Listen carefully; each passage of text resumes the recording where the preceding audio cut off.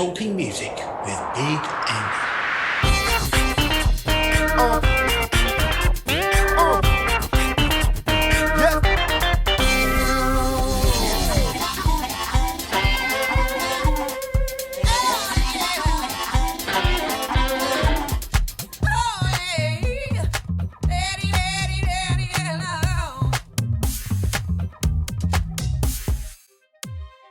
In this episode, Novustory are talking music with me, Big Andy.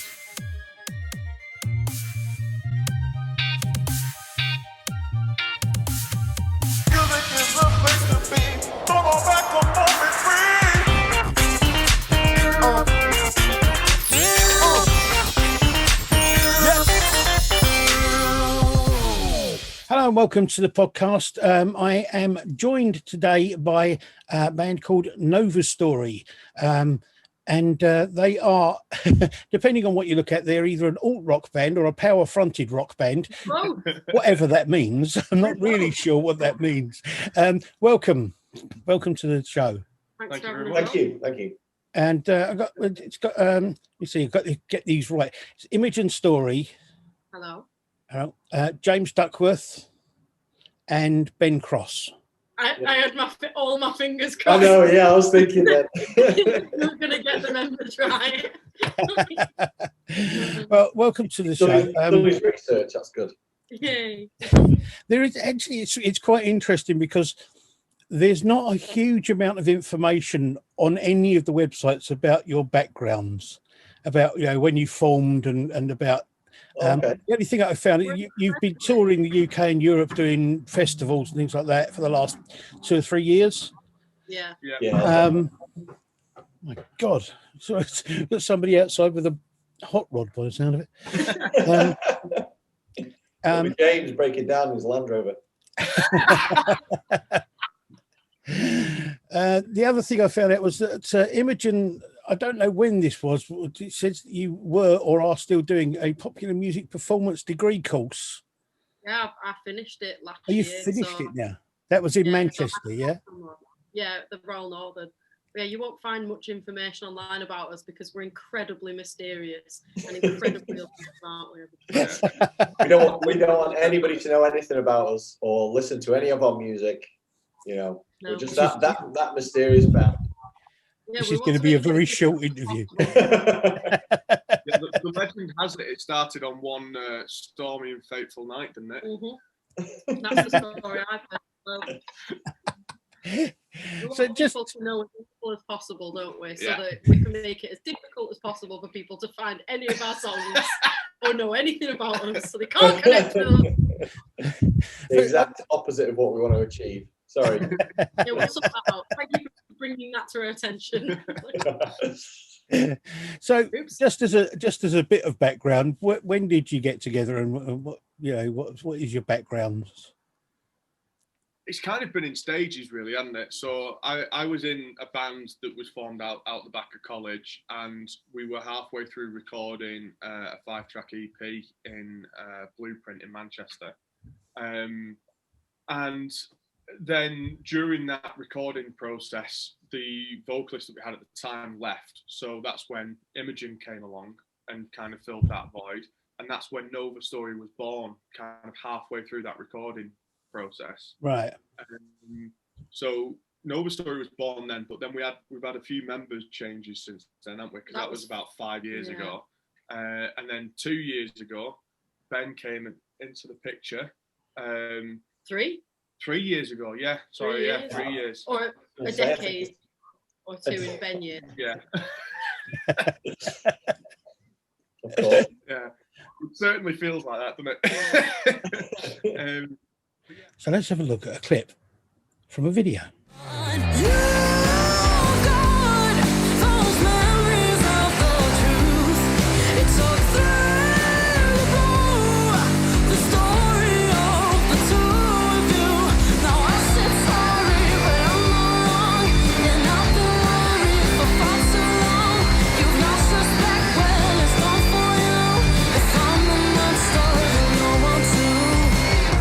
The nice thing about us three is we're all really passionate about what we do, and there's been times where, you know, we've been trying to do stuff in other projects, and it's just like that passion hasn't been there from every single member. So now we're getting there, aren't we? Yeah. Yeah, you certainly it's are. so exciting. These past couple of weeks, I feel like a fire's been lit under me again. Yeah. So, it's exciting. So, It is. I mean, I'm assuming, you know, it's that at the moment things are very difficult for all bands getting out there and you can't get out there and do the gigs, that kind of thing. It's difficult necessarily, getting together and recording and that sort of stuff. So have you been doing a lot of writing and sort of coming up with ideas and that sort of thing while in lockdown? Yeah, I've got plenty of bangers coming out soon on the way. It's one of those things as well. I think it's all about mindset as well, because we have a very positive mindset in our band. There's a load of bands will sit there, and when something bad happens, they'll go, "Oh, we can't do this, we can't do that, we can't do that." But it's like we're the opposite. We sit down and go, "Right, well, what can we do? You know, let's look at the positive side of this. Well, we can do this, we can do that, we can do that. There's other stuff to working on aside from getting on the road and gigging." And as soon as we couldn't gig, we were writing and like flick on something else, don't you? I know that like we couldn't meet up to do a music video, so I decided to learn how to do stop motion so we could still have a music video. Yes, like, there's just I was going to come on to that actually, because that's your latest. It's your latest video is Craze, which is stop motion. Man, that's actually very good. I think you did very well. I think it's one of our best ones. Yeah, it's brilliant. It is brilliant. Yeah. I love the fact that you've managed to capture the essence and the craziness of us lot. Yeah, I tried to get our personalities and stuff in. It does. It looks like a live performance. It's brilliant the way it's done. It has got so much energy in it.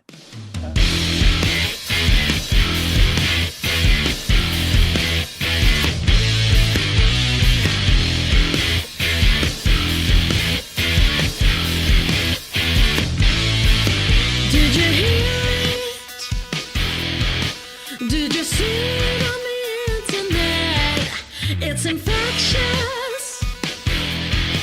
Oh, but we haven't even started yet. Cool feels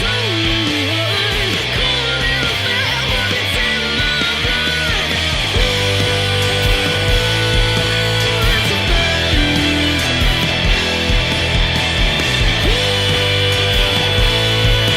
It's a craze. It won't last, that's a word that you say. It's going good for now, but it will understand one day.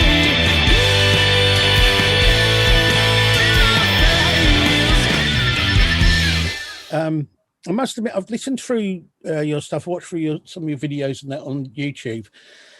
I've got to tell you, I love it. I love all of it. It's brilliant. I'm a big fan of your music. I think you're. I don't know. See, I don't know how I would describe it, because I'm not a big fan of like genres and putting people in pigeonholes. It really annoys me. Yeah. But I love the energy of it, and I love there's a kind of nice darkness to it, if you like. Which is it kind of gets inside you, which I really love. I've got four real favourites, which is I like Go Home, which was one of your earlier ones. I like that.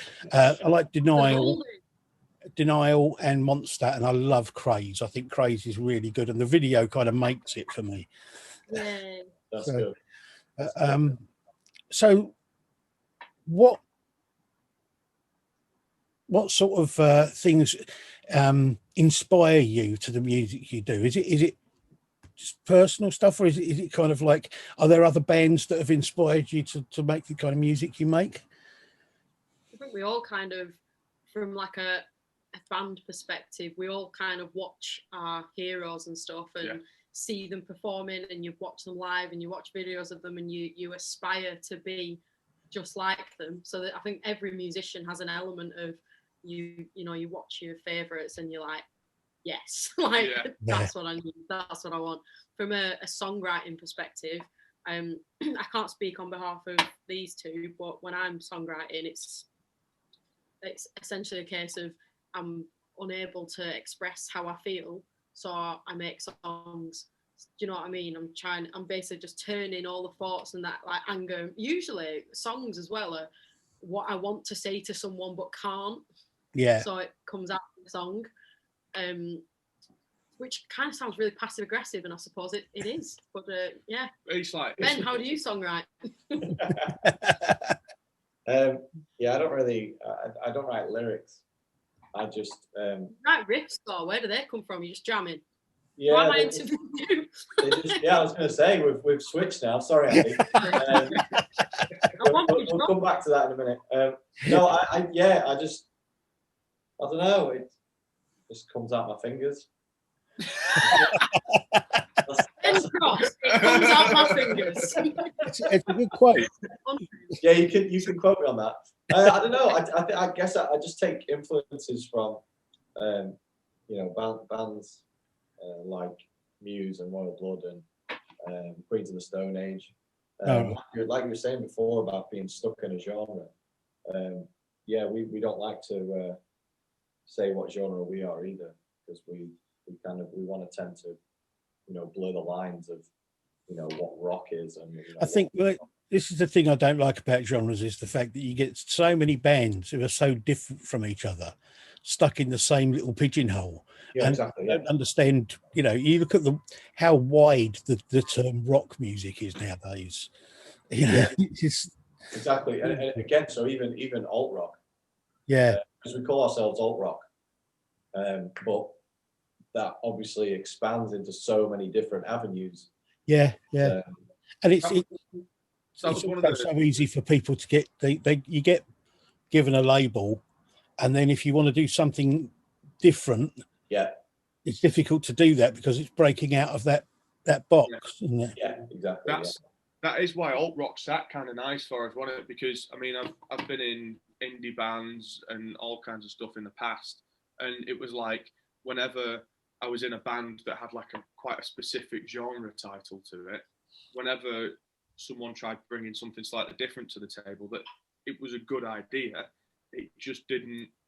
No one else was interested because it wasn't inherently indie or whatever. So it was like to try and get that idea through and get it into fruition was just such a difficult thing. So when we started this one, it was kind of like, well, let's just put it as alt rock, because you could release a classical piece one day and then you can release a metal track the next day, and it doesn't matter, because all those things come underneath the alternative rock section, don't they? So it's kind of us keeping our options open, isn't it, really? Yeah, and if we want to do a ballad one week and then a little bit metal-y the other week, we can do, because it all fits under that bracket. Yeah.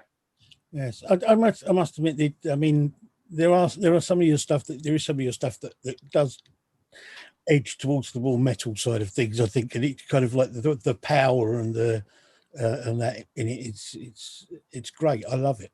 It's kind of it feeds back into my youth. When I was growing up, I was very into metal all the time. Let's have a look at a clip from another video.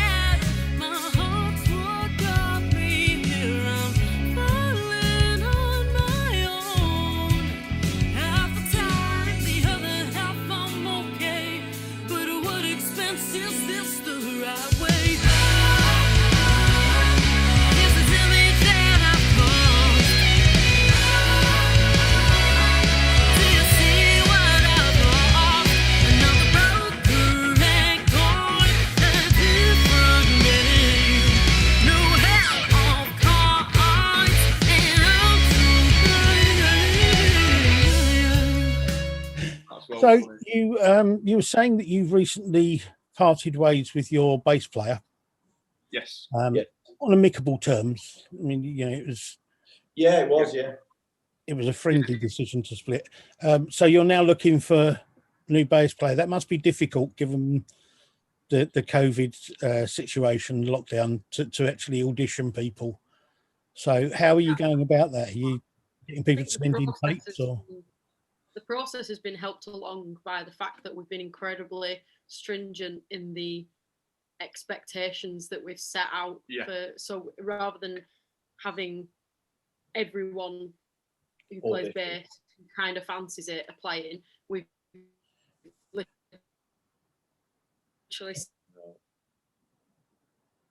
strict set of men.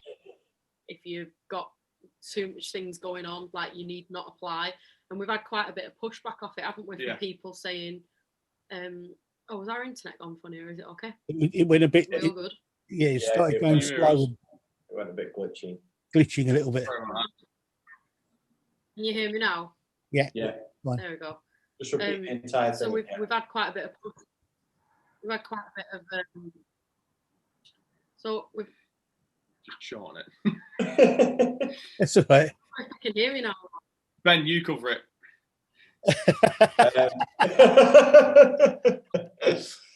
So we made the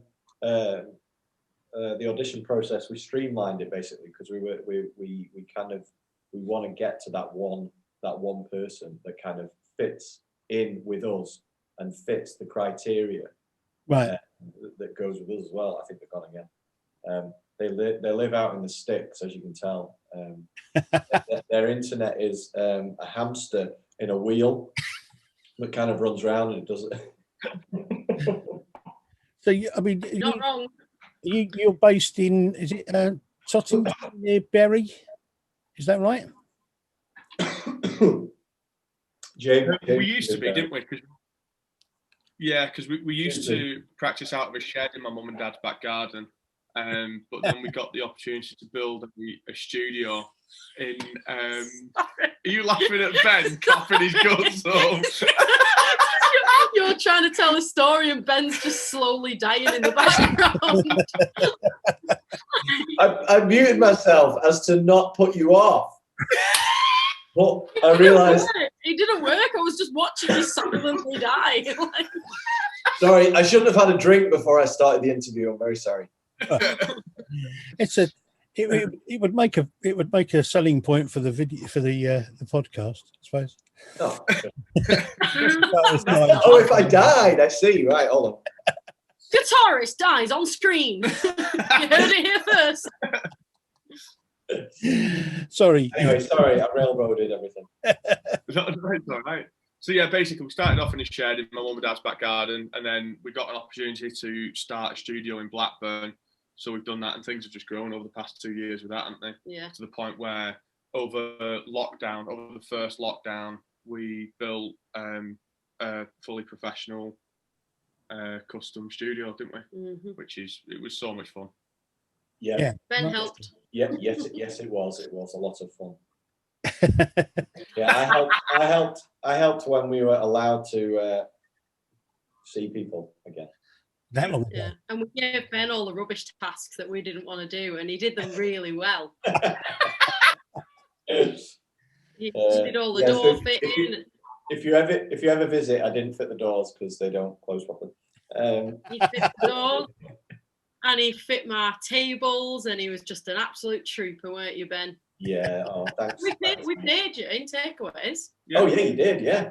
You've had more than your fair share of Dominoes. And I think I gained like 10 pounds. Well, you should have been working harder.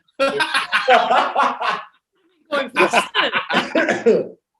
Yeah, you'd see I'd taken it all off during the day, but then I put it all on when you gave the takeaway, and then. That's my excuse as well. I got a bit lost here now. Sorry. Next question. This happens a lot. You will have to cut this down. No. Sorry, Andy. I'm quite happy to leave it as it is. So yes, so you've already toured Europe and the UK. What do you want to do from here on? Where do you want to take your music, and go with it. Obviously, with the lockdown thing, not knowing when that's going to be over, it's difficult to make any plans. But where do you want to see yourself going from here? Wembley. Oh, I was just about to say exactly the same thing. I think just that next step up. Yeah. Bigger and better venues. I think we just want to get more from our releases as well, don't we? I think we can't gig, but we can use that time to research how to release songs to get the best out of them. It's like we've done quite a good response. We've got quite a good response from our previous singles, and that's without any kind of money shoved behind it. So we now want to kind of look into the right. Who do we have to pay, and what amount of money do we have to pay to get our stuff in front of people who've not heard us before? Yeah. Because at the moment, the way things are with Facebook and Instagram, it's like the people who follow you and want to hear your music can't even access it because they just, unless you're paying, your stuff's trampled on, and you can't reach the people who actually follow you. So I think the next step for us is like successfully releasing a song to more people. Yeah. I want double figures, boys. And I think I want Radio 1 Rock Show. Double figures. BBC Radio 2. We want at least 10 people to hear them. I want at least 12 streams this time instead of 6. I'm not going to put it. We get 8 video views instead of 4. I'll be happy. Right, so we want to double our streams. I want double figures. I think you might be aiming too high here, really. No, the sky's the limit. I think something that we've spoken about as well is the fact that like we noticed over the past year because of like lockdown and stuff like that, how much we can get done when all three of us, like when we don't have to focus on like a normal 9-to-5 job or something. Like Ben's self-employed doing the guitar teaching, we're self-employed doing the studio stuff, so there has been times over the past 12 months where we can't do that, so we've just focused on the band, and we're like, we can get so much done when we don't have to do anything else. So even just like last Monday so our job is the studio, and studios are legally allowed to remain open throughout lockdowns. Oh, right. So obviously the band, I know it's funny, isn't it? You can't get your hair cut, but you can go to a recording studio and film a video. But you can't get your hair cut. I don't know if you've noticed. No. But it's like we've got to have really strict like guidelines in place in terms of the way that we run the studio and how we clean between customers and basically. That all the boring stuff, all the like rules and stuff that we've got in place, like how many people can attend sessions and blah de blah. So we met up on Monday, didn't we? And we were just so on it all day. We spent like 12 hours, and we auditioned. We did auditions for people. We managed to do a photo shoot. We managed to like tick stuff off the agenda. We got recording sessions booked in, and it feels like. Yeah, it's like a fire's been lit under us, I think, a little bit. I also think that, like, one thing that we've been talking about is getting it to the point where, because, I think there's this kind of idea within unsigned bands that you just got to keep on plugging away, and at some point, someone with a golden ticket's going to turn up and go, there you go, you're now famous. It's now your job. And it just doesn't happen like that. No. And I think we're trying to get it to the point where we can start turning it into a career, even if it's just like part-time at the moment. We can split the week in half. We do half the week is just band stuff, and then the other half like earn money to feed the cat or whatever. Like it's one of those things. I think a lot of bands don't think about that side of it, and they just keep on plugging away, hoping that something's going to happen at some point. And I think you've got to be more. I think there's a certain amount of there's a certain amount of misplaced belief that things are still like they were in the 60s and 70s, where people used to go out to clubs from record labels, see a band live and sign them. And it just doesn't happen that way anymore. No. Very rarely. Yeah. You've got to be seen and heard by people for quite a while. I mean, originally my idea was to do this as new up and coming bands, but then I realised that most of the bands I wanted to talk to have been doing this like 5 to 10 years anyway, which really new and up and coming really doesn't quite, you know, what I actually mean is independent bands who haven't had much in the way of mainstream outlet, you know. Yeah, because in terms of up and coming, we are literally, we might have been going for 5 years, but we still are up and coming in terms of we've not been signed by a big label. Yeah. But we're still, you know, we're still like chomping at the bit to get, like you say, like mainstream recognition. Yeah. So I 100% class us still as up and coming. Yeah. But the problem sometimes with getting big label interest is the fact that big labels want to make money, and sometimes that means that the bands have to compromise their artistic integrity. Or Andy knows. Yeah. You know, and it's difficult sometimes to make that kind of that thing. You know, do you want to give up the doing the things you really want to do with your music in order to get on a big name label? Yeah. Or are you willing to do that in the hope that you can keep control over what you're doing? Yeah. So there's an opposite side to this as well, where I think, and this is a point of view that I don't think, well, I've never really heard anyone online talk about it, but if you're a small, or if you're an unsigned band, let's say, and you're frightened about a record label coming in and changing everything and you know, basically giving you that ultimatum, sell out or sod off. Yeah. Then one of the things that we've been talking about is if we're making money, because that's at the end of the day, that's what record labels are interested. They're interested in money and not much else really. So if we can prove to a record label that we can make money via the sound that we like, then by the time they come knocking on the door, you don't have to change anything because the process is already set. Yeah, that is true. I mean, but that's the thing. You've got to get yourself known around and your music heard around, and before they come and talk to you. So, I mean, you're looking at wider sort of recognition from places and that sort of thing. But I mean, as far as gigging and touring goes, are you going to, when you can, are you going to see about doing more touring around the UK and around Europe? Yeah, definitely.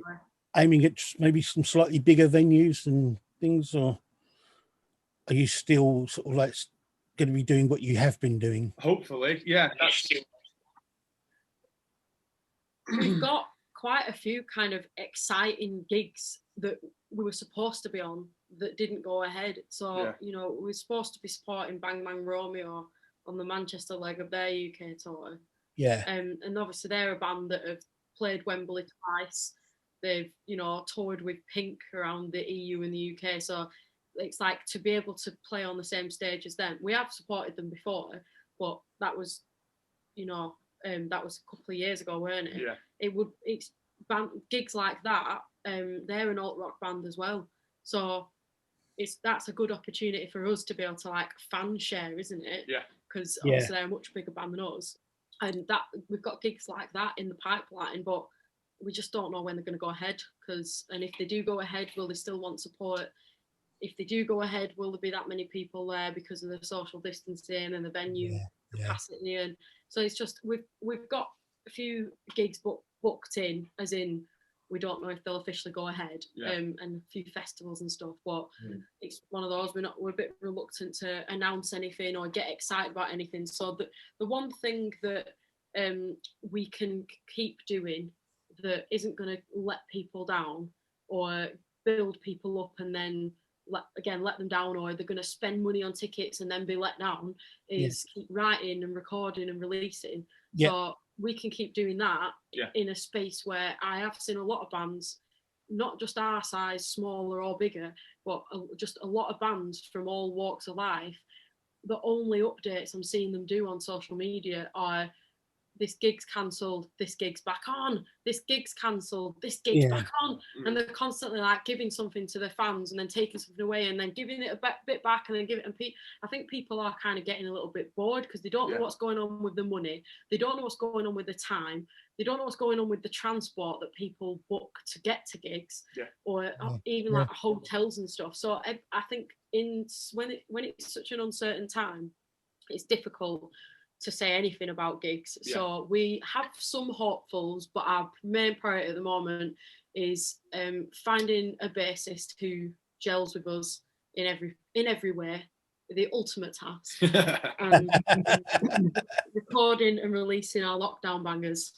One thing I will say about the gigging front though is in every other aspect of the band, we have a very DIY approach, don't we? It's kind of like we'll look at something and we'll go, well, we don't have the money there to be able to invest in that, so we'll try and do it ourselves. Like Imogen with the stop motion thing was a perfect example. You know, that was a solution to a problem and it worked out really well.